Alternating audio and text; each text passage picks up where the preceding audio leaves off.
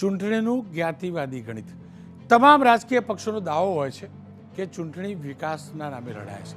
તમામનો દાવો હોય છે કે અમે સારા શોધીને ઉમેદવાર આપવાનો પ્રયાસ કરીએ છીએ.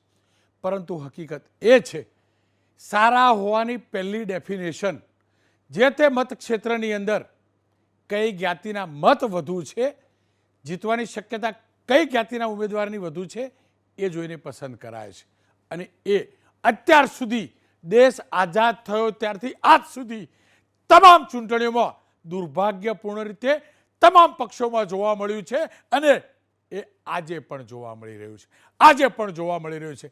મારા દેશની આઝાદીને 75 વર્ષ થયા, 75 વર્ષ થયા, પણ હજુ પણ એ જ્ઞાતિવાદી ગણિતમાંથી આપણી રાજકીય પાર્ટીઓ પર નથી આવી. અને એ જ કારણ છે કે જ્ઞાતિવાદ હજુ મારા દેશમાંથી નાબૂદ થયો નથી અને થવાનો નથી. ગુજરાત પૂરતી જ વાત કરું, 26 બેઠક છે લોકસભાની. બીજેપી કોંગ્રેસના ઉમેદવારોનો હિસાબ જોજો.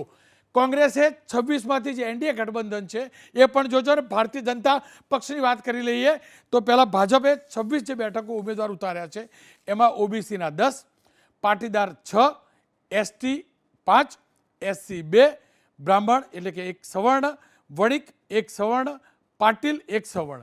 એ જ રીતે કોંગ્રેસની વાત કરીએ તો કોંગ્રેસ 26 જે છે ગઠબંધન અંતર્ગત એમાં ઓબીસી 9, પાટીદાર 6, એસટી 6, એસસી 2, ક્ષત્રિય 1, અનાવિલ બ્રાહ્મણ 1, ગુર્જર 1. આ તો ટોટલ 26ની વાત થઈ. હવે જાતિ જે ઉમેદવારો છે તમે ગ્રાફિક્સમાં જોડે જોડે જોન વાહિદ પણ જોજો, જેના કારણે બીજો સમય ન બગડે આપણે ચર્ચા કરી શકીએ. પણ હું હવે પ્રૂવ કરીને બતાવીશ ઉમેદવાર પસંદ કરવામાં જ્ઞાતિવાદ ત્યાં સુધી હાવી છે. જ્ઞાતિ નહીં, પેટા જ્ઞાતિ પણ જોવામાં આવે છે. પેટા જ્ઞાતિ અને ગોળ સુદ્ધા જોવામાં આવે છે. આનાવારી પણ જોવામાં આવે છે. આ જોવામાં આવતું હોય અને આ જ ફોર્મ્યુલા હોય તો રાજનીતિમાં સારા વ્યક્તિને સ્થાન કેવી રીતે મળશે, કેવી રીતે જગ્યા બનાવી શકશે, એ તમામ નાગરિકોએ વિચારવું પડશે. રાજકીય પાર્ટીઓ નથી વિચારવાની, એ નક્કી છે. અને ભાજપ, કોંગ્રેસ, આપ જેટલી પણ રાષ્ટ્રીય અને પ્રાદેશિક પાર્ટીઓ છે, હું ફરીથી કહું છું, એમની પહેલી પ્રાથમિકતા અને છેલ્લી પ્રાથમિકતા જીત હોય છે. શિક્ષિત ઉમેદવાર હોવ એ છેલ્લી છે, પહેલી જીત છે. હું ફરીથી કહું છું, પુરવાર કરીને બતાવીશ બીજેપી કોંગ્રેસે કેવી રીતે જ્ઞાતિવાદ અને પેટા જ્ઞાતિનું ધ્યાન રાખવામાં આવ્યું છે. અને એટલે જ ચર્ચા કરવા મારી સાથે કિરીટભાઈ પટેલ જોડાયા છે, પાટણના ધારાસભ્ય, કોંગ્રેસના નેતા. ભારતીય જનતા પક્ષ ચર્ચામાં નથી આવતા, ચોક્કસથી અમારો મુદ્દો હોય, મુદ્દે ઇન્ટરવ્યૂ આપતા હોય છે, એમની સાથે પણ વાત કરીશ. શરૂઆત કિરીટભાઈથી કરી લઈશ. કિરીટભાઈ, જ્ઞાતિવાદનું આટલું મહત્વ કેમ? જુઓ, તમારા પક્ષની વાત કરું, ભાજપની તો કરીશ જ. તમે લોકોએ તમારા પક્ષે ઉત્તર ગુજરાતની વાત કરીએ, ઉત્તર ગુજરાત, મહેસાણા, પાટણ, બનાસકાંઠા, સાબરકાંઠામાં ચોક્કસથી તમે ટ્રાઇબલ ઉમેદવાર આપ્યો, પણ Mehsana, Patan, Banaskantha exact formula set કરી ઓબીસી ઠાકોર સમાજને આપ્યો. શું કારણ? શું જીત અથવા તો ટક્કર સારી આપી શકાય જ્ઞાતિ થકી એકમાત્ર પરિમાણ, કે પછી એ જ્ઞાતિના એ ઉમેદવાર સારા મળતા હતા, બીજી જ્ઞાતિમાંથી નહોતા મળતા, એ કારણ? જો રોનકભાઈ, સૌથી પહેલા તો ચૂંટણી જીતવા માટે એક પ્રકારની વ્યૂહરચના હોય છે અને દરેક પાર્ટી ચૂંટણી કઈ રીતે જીતાય એની અંદર જાતિવાદી પરિબળ આ બધું જોતા હોય છે. અને વર્ષોથી આ ચાલી આવ્યું છે, અમે એને અસ્વીકાર કરતા નથી. પરંતુ જે રીતે ભારતીય જનતા પાર્ટી વાતો કરે છે કે નરેન્દ્રભાઈ મોદી અને ભારતીય જનતા પાર્ટીએ રાજકારણની તાસીર બદલી દીધી, કોમવાદ દૂર કરી દીધો અને માત્ર નરેન્દ્રભાઈ મોદીના નામ ઉપર ઉમેદવાર જીતે છે. અને એવી વાત કરવામાં આવે છે કે તમારે મોદીનું નામ લેવાનું, નીચે કોઈનું નામ લેવાનું નહીં ઉમેદવારનું. તો પછી શા માટે રૂપાલા સાહેબને બદલતા નથી? જો માત્ર મોદી સાહેબના આધારે જીતવાનું. કિરીટભાઈ, મારો સવાલ સાંભળો ને, સમજો. જે રીતે મારો સવાલ એ છે કે પાટણ, મહેસાણા અને બનાસકાંઠા શું કારણ? હું ફરીથી કહું છું, કોઈ જ્ઞાતિ જાતિનો કોઈ વિરોધી ન હોઈ શકે, હોવું જ ના જોઈએ. વાત ઉપર આવું છું. શું જીત એકમાત્ર ગણત હતી? કોંગ્રેસે અમે સ્વીકાર કરીએ છીએ કે જીતવા માટે જે સામાજિક સમીકરણો જોતા હોય ચાલે. પાટણની અંદર 20 લાખ મતદારો છે રોનકભાઈ, એમાંથી 100 લાખ મતદારો એ ઠાકોર સમાજના છે. બનાસકાંઠાની અંદર સૌથી વધુ મતદારો એ ઠાકોર સમાજના છે, અને મહેસાણાની અંદર પણ સૌથી વધુ મતદારો એ ઠાકોર સમાજના છે. અને એસટીની સાબરકાંઠાની અંદર અમે એસટીને સીટ આપી છે, પણ અમે જે ઉમેદવારો પસંદ કર્યા છે રોનકભાઈ, એ મજબૂત ઉમેદવારો છે. તમામ સમાજના લોકોને સાથે લઈ અને ચાલવાવાળા ઉમેદવારો છે, અને એના લીધે જ એમને સમર્થન મળી રહ્યું છે. અમે માત્ર જ્ઞાતિવાદ નથી કરતા રોનકભાઈ. કોંગ્રેસ પાર્ટીએ ઉત્તર ગુજરાતની અંદર તમે જે કહ્યું એ ટિકિટ આપી છે, એની અંદર સારી છાપ ધરાવનાર અને સમાજની અંદર જેની નામના છે, સમાજના તમામ સમાજના લોકોને સાથે લઈને ચાલે છે, કોમવાદ કરતા નથી, અને તમામ સમાજ ઉપર એનું પ્રભુત્વ છે, એવા લોકોને ટિકિટ આપી છે. તમે જ્ઞાનીબેન જુઓ, બનાસકાંઠાની અંદર તમામ સમાજોએ એમને જ્ઞાનીબેનને બનાસની બેન તરીકે સ્વીકારી છે. અહીં અમારે ચંદનજી જુઓ, તમામ સમાજના લોકોએ વર્ષોથી પાટણની અંદર રહે છે, ધંધાકીય બીજા પાટીદારથી તમામ સમાજના લોકો સાથે સંકળાયેલા છે. અને રામાજી પણ તેઓ કોંગ્રેસમાંથી ખેરાલુમાંથી લડેલા છે, અને એક વેપારી વ્યક્તિ તરીકેની છાપ ધરાવે છે. એટલા માટે એમને કોંગ્રેસે ટિકિટ આપી છે. માત્ર મેં કહ્યું, ભારતીય જનતા પાર્ટી કોમવાદથી દૂર રહેવાની વાતો કરે છે, અને કોમવાદમાં સૌથી વધુ ટિકિટો એ જાતિ આધારિત આપે છે. જી, પણ જુઓ કિરીટભાઈ, તમે પેટા જ્ઞાતિનું પણ હું પહેલાં તમારી જ ચર્ચા કરી લઉં. પેટા જ્ઞાતિનું ધ્યાન કેટલું રાખો છો? કોંગ્રેસે પાટીદાર, કિરીટભાઈ પાટીદાર, 6 પાટીદારને ટિકિટ આપી, 6 પાટીદારને. હું ફરીથી તમારા પક્ષનો અબાધિત અધિકાર છે, પણ હું વિશ્લેષણ કરું. તમે 6 પેટા જ્ઞાતિનું કેટલું ધ્યાન રાખ્યું? પાછું લેઉવા પટેલ સિલેક્ટ કર્યા, 6 લેઉવા પટેલ. પોરબંદર લલિતભાઈ વસોયા, રાજકોટ પરેશ ધાનાણી, ગાંધીનગર સોનલબેન પટેલ, સુરત નિલેશ કુંભાણી, અમરેલી જેનીબેન ઠુમર, જામનગર જેપી મારવિયા. હવે જુઓ, તમે પરેશભાઈ ધાનાણીને એટલે લઈ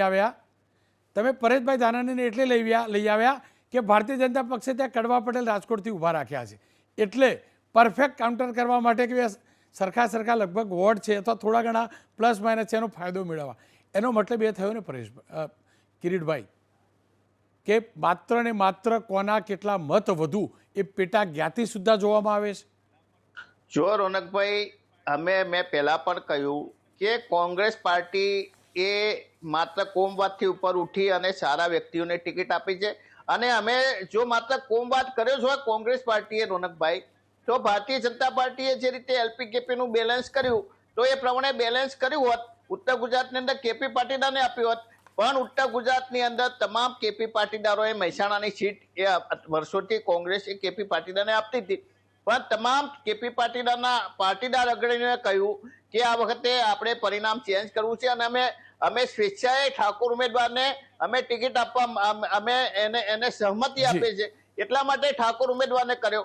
એટલે હું ફરીથી કહું છું કે અમે માત્ર ને માત્ર ઉમેદવારો જે સક્ષમ છે, જે તમામ સમાજના લોકોને સાથે લઈને ચાલે છે. તમે પરેશભાઈ ધાનાણી જુઓ, લલિત કાકા જુઓ, કે નિલેશ કુંભાણી સુરતની અંદર યુવા નેતા છે. લલિત કાકા ક્યાં તો લલિત કગથરા હતા ને, લલિત કાકાની વાત કરી તો લલિત કગથરા પણ તો રાજકોટથી હતા ને, રાજકોટથી લલિત કગથરા હતા ને. જો લલિત કાકાની જ વાત કરો છો તો રાજકોટથી લલિત કગથરા લડી શકે એવા હતા ને, કેમ પરેશ ધાનાણીને લઈ આવ્યા પેલું ગણિત સેટ કરવા? કોઈ ગણિત સેટ કરવા માટે રોનકભાઈ નહીં, લલિત કાકા ત્યાંના એમને રાજકોટ જિલ્લાની પરેશભાઈ ધાનાણીને જીતાડવાની જવાબદારી એ લલિત કાકાને આપી છે, અને પાર્ટીના સંગઠનની અંદર છે, એટલે પૂરતો સમય ના આપી શકે. એમને સ્વેચ્છાએ ના પાડી છે કે મારે લડવી નથી, મારે સંગઠનનું કામ કરવું. ખેર, આપ જોડાયેલા રહેજો. બીજેપીએ પણ આ પ્રકારે ગણિત ગણ્યું છે. બીજેપીએ 6 પાટીદારને ટિકિટ આપી છે, 3 લેઉવા છે, 3 કડવા છે, અને એમાં પણ ઇક્વેશન સેટ કર્યું છે. એ હકીકત છે, એ પોરબંદરની સીટ હોય કે રાજકોટની, કે પછી મહેસાણાની 84 સમાજ માટેની બેઠક હોય કે 84ના જ કડવા પાટીદારને આપી અને આણંદમાં લેઉવા પટેલને આપી. તમામ જગ્યાએ આ ગણિત ગણવામાં આવ્યું છે. ઓબીસી ઉમેદવારની વાત કરીએ તો બનાસકાંઠામાં ચૌધરી મતદાતા વધુ છે, એટલે ડૉક્ટર રેખાબેન ચૌધરીને આપ્યા. એ જ રીતે સાબરકાંઠા ઓબીસી મતદાતા વધુ છે, ઠાકોર સમાજના મતદાતા વધુ છે, શોભનાબેનને આપ્યા, ટિકિટ આપી. આ જ પ્રકારે એક બેઠક તમે જોશો તો તમામ પક્ષો આ સેટ કરે છે. જ્યાં રિઝર્વ બેઠક છે, સ્વાભાવિક રીતે રિઝર્વ બેઠક છે તો આપવી જ જોઈએ. એસટી રિઝર્વ છે તો એસટીને જ જાય, એસસી રિઝર્વ છે તો એસસી જ ઉમેદવાર હોય. પણ એ સિવાય ક્યારે ઓપન કેટેગરીમાં એસસીને નહીં આપી હોય કે એસટીને ઓપન કેટેગરીમાં નહીં આપી હોય, આ જ બતાવે છે કે જીત એકમાત્ર લક્ષ્ય છે. અને એટલે જ અમે બીજેપીનો વ્યૂ પણ જાણવો જરૂરી છે. શ્રદ્ધા રાજપૂત બીજેપીના પ્રવક્તા છે, તેમની સાથે મારા સહયોગી કુશાંગે વાત કરી છે. ગુજરાત ભાજપ પ્રવક્તા શ્રદ્ધા રાજપૂત હાલ આપણી સાથે જોડાયા છે. સીધી તેમની સાથે વાત કરશું. બેન, ગુજરાતની 26 લોકસભા બેઠકો ભારતીય જનતા પાર્ટીએ જે ઉમેદવારોને ટિકિટ આપી છે, જાતિગત સમીકરણને ધ્યાનમાં રખાઈને અપાઈ છે કે તેમની લાયકાતના આધારે ટિકિટની ફાળવણી કરાઈ છે? જ્યાં સુધી ભારતીય જનતા પાર્ટીની વાત કરું તો ભારતીય જનતા પાર્ટીની વિચારધારા હંમેશા એ જ રહી છે, સૌનો સાથ સૌનો વિકાસ. આ મૂળ મંત્ર માનનીય પ્રધાનમંત્રી નરેન્દ્ર મોદી સાહેબ જ્યારથી ગુજરાતમાં હતા ત્યારથી આવ્યો છે અને અત્યારે ભારતભરમાં છે. અમારું તમે સાંઘિક ગીત જુઓ તો એમાં પણ એવું લખેલું આવે છે કે જાતિ પંથ કોઈની પણ વાત ન હોવી જોઈએ, બધાનો જ વિકાસ હોવો જોઈએ.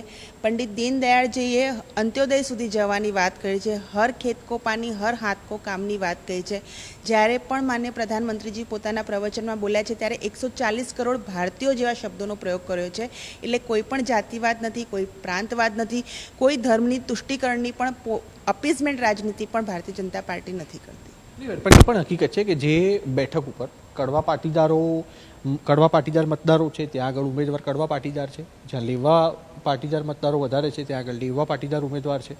તો મતલબ સાફ છે કે ભારતીય જનતા પાર્ટી માત્ર વિનિંગ ફેક્ટરને ધ્યાનમાં રાખી રહી છે. જો એવું કહેવામાં આવે છે ને, માનનીય પ્રધાનમંત્રી નરેન્દ્ર મોદી સાહેબ કહેતા હોય છે કે અલગ અલગ ફૂલોનો બનેલો ગુલદસ્તો જ હંમેશા સારો હોય છે. આપણી જો દેશ છે વિવિધતામાં એકતા માટે પંકાયેલો છે. આપણે ત્યાં ઘણા બધા લોકો ઘણી બધી લેંગ્વેજ બોલે છે, કાસ્ટ છે, જાતિ છે, આ બધી એક આપણી સિસ્ટમેટિક છે. તો હંમેશા દરેક જાતિને એવું હોય છે કે પોતાનું પ્રતિનિધિત્વ એ રાજનીતિમાં હોવું જોઈએ.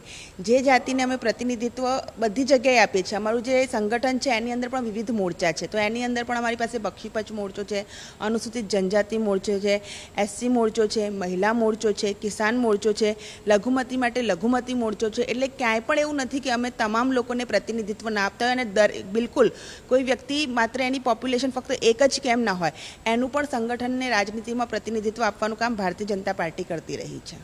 2 એસસી બેઠક છે આ 26માં, તે 2 ઉપર ભારતીય જનતા પાર્ટીએ એસસી ઉમેદવારો ઉતાર્યા છે.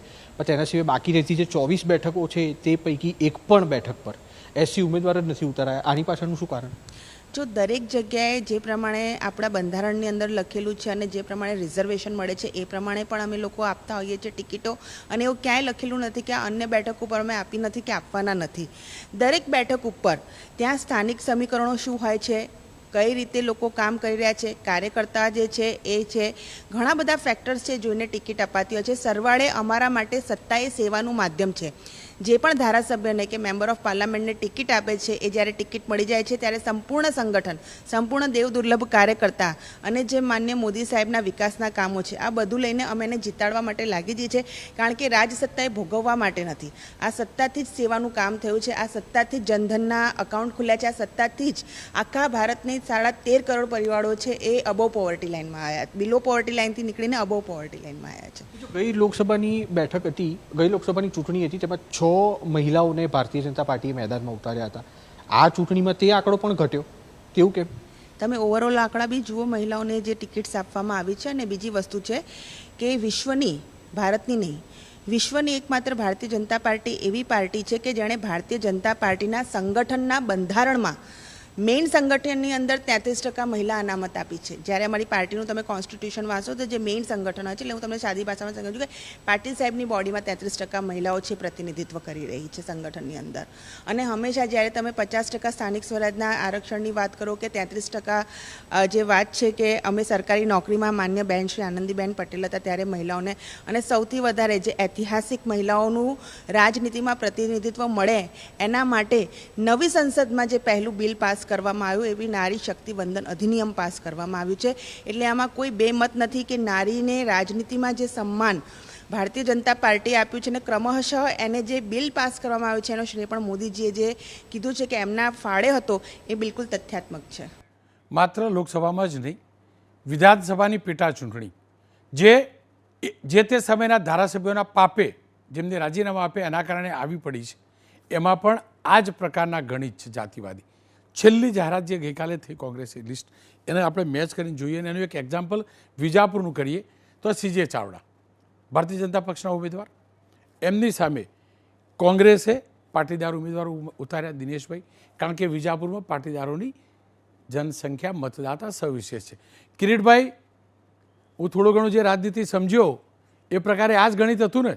આ જ ગણિત હતું, સાચું બોલજો કે વિધાનસભામાં પાટીદાર મૂકો એટલે વિજાપુરમાં CJની સામે મજબૂત થઈ જાય, અને સાંભળો ને લોકસભામાં ઠાકોર મૂકો એટલે બંનેનું મજબૂત જીતનું ઇક્વેશન બને.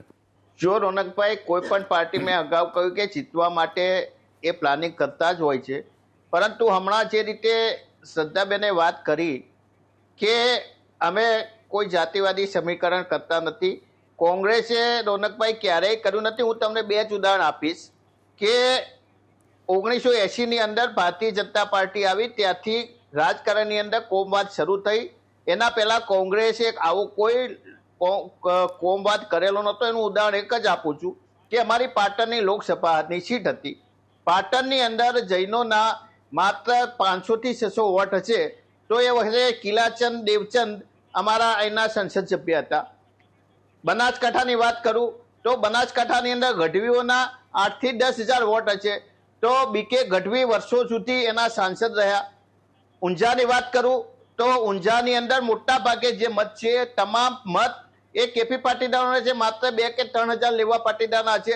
તો ચિમનભાઈ પટેલ એ લેવા પાટીદાર હતા, ઉર્મિલાબેન પટેલ એ લેવા પાટીદાર હતા. વર્ષો સુધી LP લેવા પાટીદાર કે KP પાટીદારની ગણના કર્યા સિવાય, કોઈ પણ પોલિટિકલ ગણના કર્યા સિવાય ચિમનભાઈ પટેલ વર્ષો સુધી ઊંઝાના ધારાસભ્ય તરીકે રહ્યા. પાટણની અંદર હું જે સીટ ઉપર છું એની અંદર માત્ર 5,000 મત એ બ્રાહ્મણોના છે. તો વિજયકુમાર ત્રિવેદી પાટણની સીટ ઉપર 2 વર્ષ 2 ટર્મ સુધી 10 વર્ષ સુધી અહીં ધારાસભ્ય રહ્યા છે. કોંગ્રેસ પાર્ટીએ ક્યારેય જ્ઞાતિવાદી રાજકારણ કર્યું નથી. માત્ર મજબૂત ઉમેદવારો, સમાજના લોકોને સાથે લઈને ચાલવા વાળા ઉમેદવારોને અમે પ્રાધાન્ય આપ્યું છે.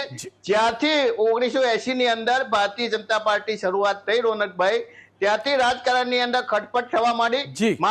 માત્ર બંધારણની વાતો કરવાની, બંધારણ તોડવાનું કામ કરવાનું અને સમાજની અંદર સમાજને તોડવાનું કામ, સમાજની અંદર ભાગલા પાડવાનું કામ, રાજકીય રોટલો શેકવા માટે સમાજોને તોડવાનું કામ અને જ્ઞાતિવાદી ભટકાવવાનું કામ જો કોઈએ કર્યું હોય તો માત્ર ને માત્ર ભારતીય જનતા પાર્ટી કર્યું છે. કિરીટભાઈ, આપ નામ બોલ્યા, હકીકત છે બધા નામ સાચા છે, પણ આવા નામ કેટલા 182ની વિધાનસભા, 26 લોકસભા, અત્યાર સુધીની કેટલી વિધાનસભાની ચૂંટણીઓ થઈ, કેટલા જનપ્રતિનિધિ થયા, કેટલા ઉમેદવારો મુકાયા, કોંગ્રેસ હોય કે ભાજપ કે અન્ય પાર્ટી, એનો હિસાબ કરીએ ને તો આગળના વેઢે ગણાય ને એટલા આ પ્રકારના જ્ઞાતિથી પર રહીને ઉમેદવાર બનાવ્યા છે ને જીત્યા છે. અને એ તમામ લોકોને સલામ ભરવી જોઈએ, તમામ નેતાઓને, જે ભલે જે તે વિસ્તારમાં જ્ઞાતિના મત ઓછા હોય પણ એ જીતે છે.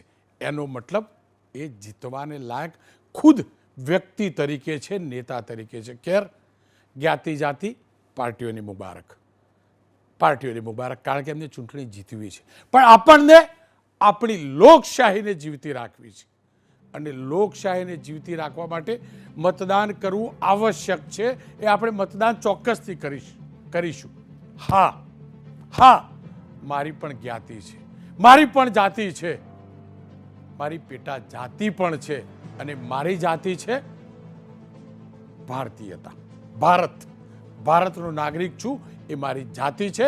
મારી પેટા જ્ઞાતિ છે, હું ગુજરાતી છું. એ બસ હું પ્રખર ગુજરાતી, પ્રખર ભારતીય એને શોધતા શીખી લઈશ ને તો ક્યારે કોઈ પણ પોલિટિકલ પાર્ટીઓ નામની પાછળની અટક જોવાની હિંમત નહીં કરે.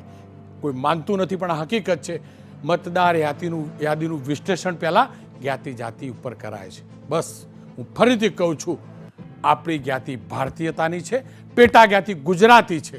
બસ જે સાચો ગુજરાતી છે, જે પ્રખર ભારતીય છે, એને પસંદ કરીશું, પણ મતદાન ચોક્કસથી કરીશું.